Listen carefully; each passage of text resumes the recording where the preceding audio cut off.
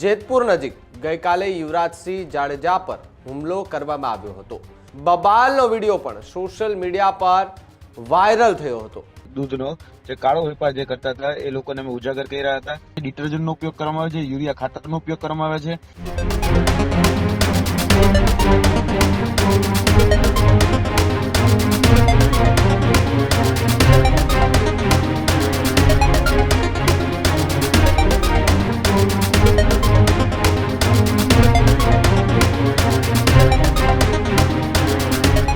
આમ આદમી પાર્ટીના નેતા યુવરાજસિંહ જાડેજા પર હુમલાના મામલાને લઈને સામે આવી રહ્યો છે। ત્યારે જેતપુર નજીક ગઈકાલે યુવરાજસિંહ જાડેજા પર હુમલો કરવામાં આવ્યો હતો। યુવરાજસિંહ જાડેજાની ગાડીના કાચ જે છે તે તોડી નાખવામાં આવ્યા હતા। તો બીજી તરફ બબાલનો વિડીયો પણ સોશિયલ મીડિયા પર વાયરલ થયો હતો। યુવરાજસિંહ જાડેજાએ પોલીસની કામગીરી સામે સવાલ ઉઠાવ્યા છે। નકલી દૂધના કૌભાંડનો પર્દાફાશ કરવા માટે યુવરાજસિંહ જાડેજા જે છે તે ગયા હતા। જેતપુરના ખીરસરા ગામ પાસે ગાડી રોકી અને હુમલાખોરોએ તોડફોડ કરી હોવાની વાત સામે આવી છે। ગાડીના કાચ ફોડી યુવરાજસિંહ અને તેમના સાથીઓને મારવામાં આવ્યો હોવાની પણ વાત છે। ત્યારે યુવરાજસિંહ સાથે માત્ર બોલાચાલી કરી ગાળાગાળી કરી હોવાની ચર્ચા છે। ત્યારે દિલુભા ઠાકોર પર લોખંડના પાઇપથી હુમલો કરવામાં આવ્યો હોવાની વાત સામે આવી રહી છે। લોહી લુહાણ હાલતમાં જે ઘાયલ હતા તેમને સારવાર અર્થે ખસેડાયા હતા। જ્યારે નકલી દૂધના રેકેટની તપાસ માટે યુવરાજસિંહ જાડેજા ગયા તે દરમિયાન આ હુમલો થયો હોવાની વાત સામે આવી રહી છે। હનુમાન ખીજડીયા ગામેથી આવતા શંકાસ્પદ દૂધનો પર્દાફાશ કર્યો। યુરિયા, પામ ઓઇલ અને કેમિકલ મિશ્રિત દૂધ જે છે તે બનાવાતું હોવાનો ગંભીર આક્ષેપ હતો। લોકોના સ્વાસ્થ્ય સાથે ચેડા થતો હોવાની ચેતવણી છે। ત્યારે કૌભાંડ સામે કડક પગલાં લેવા સરકાર પાસે જે છે તે માંગ કરી રહ્યા છે। હુમલાખોરો સામે કડક કાર્યવાહી કરવાની માંગ જે છે તે પણ યુવરાજસિંહ જાડેજા અને તેમની સાથે રહેલા જે લોકો છે તે કહી રહ્યા છે। ત્યારે મોટી સંખ્યામાં લોકોને ખબર પડતા યુવરાજસિંહના સમર્થનમાં ત્યાં લોકો આવ્યા હતા અને પોલીસ સ્ટેશને પહોંચ્યા હતા।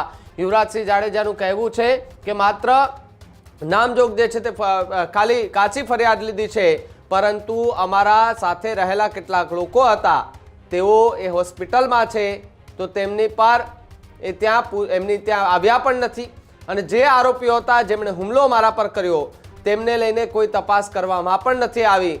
એ પ્રકારની વાત અને પ્રકારનો આરોપ જે છે તે પોલીસ પર યુવરાજસિંહ જાડેજા અત્યારે લગાવી રહ્યા છે। ત્યારે યુવરાજસિંહ જાડેજા જે ગાડીમાં હતા તે ગાડીના કાચ તોડવામાં આવ્યા। પહેલા કાચ તોડ્યા બાદ મન ફાવે તેવી ગાળો બોલતો એક વિડીયો સોશિયલ મીડિયા પર પણ એ વાયરલ થયો હતો।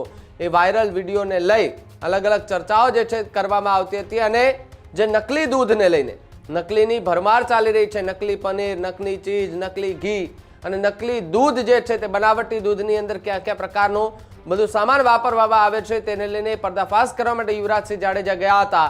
પરંતુ સામેવાળા જે લોકો હતા તેમણે એવું કહ્યું કે અમારો વિડીયો કેમ બનાવ્યો એમ કહી અને યુવરાજસિંહ જાડેજાને જેમ ફાવે તેમ ગાળાગાળી કરી ગાડીના કાચ તોડ્યા અને એમની સાથે રહેલા કેટલાક લોકોને દંડાથી મારવામાં આવ્યો હોવાની વાત જે છે તે પણ અત્યારે સામે આવી રહી છે। ત્યારે યુવરાજસિંહ જાડેજા જે આમ આદમી પાર્ટીના નેતા અને જેમની ગાડી પર હુમલો કરવામાં આવ્યો હતો તેમની સાથે જ્યારે મેં વાતચીત કરી ત્યારે તેમણે ખૂબ મોટા ખુલાસા જે છે તે આ નકલી દૂધના રેકેટને લઈને કર્યા હતા।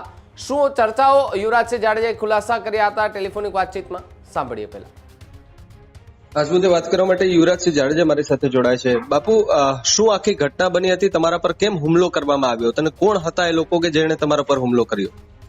ખાસ કરીને ભાવિકભાઈ જોવા જઈએ તો જે નકલી કહી શકાય સફેદ દૂધનો જે કાળો વેપાર જે કરતા હતા એ લોકોને અમે ઉજાગર કરી રહ્યા હતા।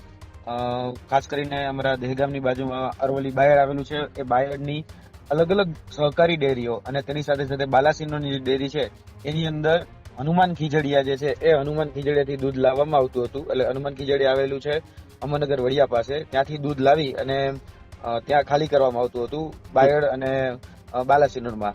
તો એનો પીછો કરતા કરતા અમે પરમ દિવસે રાતે ત્યાંથી આવ્યા હતા કે દૂધ ક્યાંથી ભરાય છે ને આખું બધું ચેક કરવા માટે।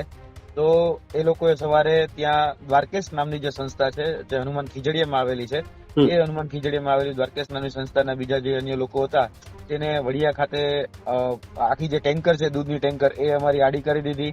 પછી અમને ગાળાગાળી કરી એટલે કે અભદ્ર શબ્દોનો પ્રયોગ કર્યો અને તેની સાથે સાથે મારવાનો પણ પ્રયાસ કર્યો। સૌપ્રથમ જયારે મારવાનો પ્રયાસ વડિયા ખાતે જયારે કરવામાં આવ્યો ત્યારે મેં ગાડીના કાચ ખોલ્યા નહીં, પરંતુ છતાં પણ એને પોતાના કહી શકાય કે હાથના મુકાથી ને એમ કાચ તોડવાનો પ્રયત્ન કર્યો, છતાં અમે ત્યાંથી ભાગી ગયા, એટલે ત્યાંથી નીકળી ગયા અને અમરનગર વડિયા સાઈડ વાળા રસ્તા ઉપર નીકળ્યા ત્યારે એ લોકોએ એક ગાડી પેલા આડી કરી દીધી જેતપુર વાળા રસ્તા ઉપર ખીરસરા પાસે, અને બીજી ગાડી પાછળથી બ્લોક કરી દીધી, એટલે અમે કઈ નીકળી ન શકીએ. એમ કરી પછી લોખંડના પાઇપ કહી શકાય કે બીજા ધોકા અને એ બધું જ લઈ અને ગાડીના કાચ ને બધું જ તોડી નાખ્યું. અમને ગાડીમાંથી બહાર ઉતાર્યા. મારા ડ્રાઈવર હતા દિલુજી ઠાકોર, તો એ દિલુજીને માથામાં જોરથી લોઢાનો જે કહી શકાય કે જે રોડ હતો એ રોડ માર્યો અને તેની સાથે સાથે અમને પણ ગાડીમાંથી ઉતાર્યા અને બેફામ વાણી વિલાસ ને વાણી વર્તન કરતા હતા કે તમે અમારા વિડીયો કેમ ઉતાર્યા. એટલે મેં કીધું કે જો તમારું દૂધ સત્ય છે, તમે સાચો ધંધો કરો છો તો તમારે ડરવાની શું જરૂર છે, આ રીતે મારામારી કરવાની શું જરૂર છે.